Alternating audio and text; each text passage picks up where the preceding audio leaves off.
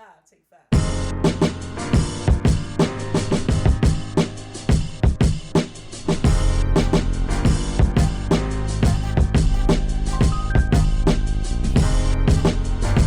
Hi and stuff, and happy May. Now, I know Poetry Month has passed. However, poets are still going to be poeting all throughout the year. So, those of you who are submitting your poems in poetry magazines, literary anthologies, or if you're just getting your own poetry collections together, I hope all goes well. If you did receive some rejection letters, just remember your poem may not fit that specific literary magazine or anthology's voice or tone, so just give it a home somewhere else or just do your own poetry collection. So today I'd like to talk about my favorite poetic devices. Just three. So my number one favorite is internal rhyming. So internal rhyming is pretty much when you are rhyming anywhere within the line except for the end, right? So the ABAB rhyme scheme, you're not doing that. You're rhyming in the middle of the line, the beginning of the line. That's internal rhyming. And internal rhyming gives more wiggle room. I love internal rhyming because it adds more flavor to me. When I was in high school, there was a literary magazine or anthology. I think it was a literary magazine we called it. It was called The Hanger.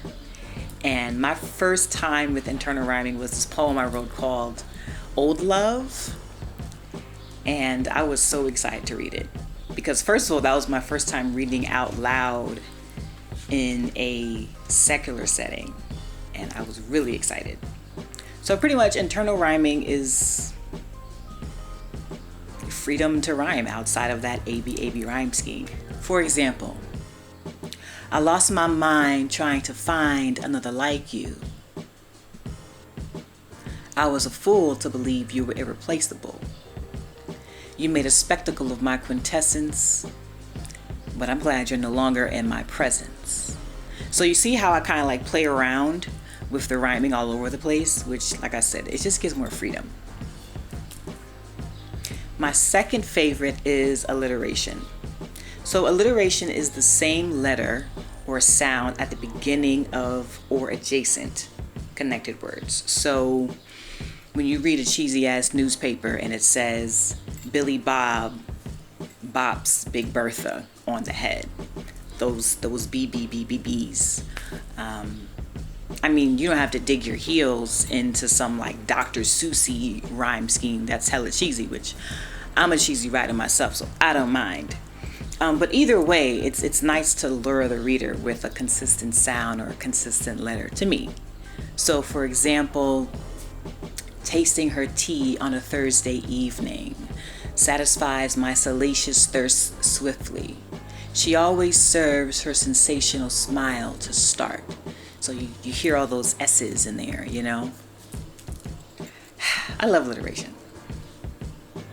So, my third favorite is allegory.